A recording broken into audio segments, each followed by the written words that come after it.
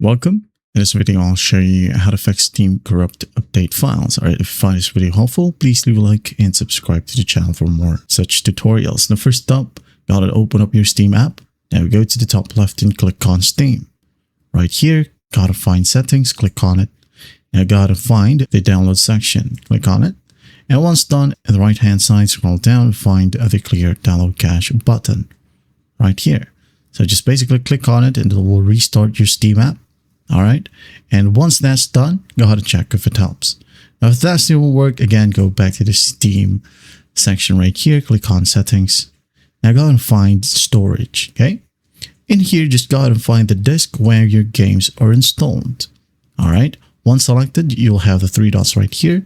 Just basically click on repair library and it will take some time. Just patiently wait. And after that, rest assured that everything will work perfectly fine.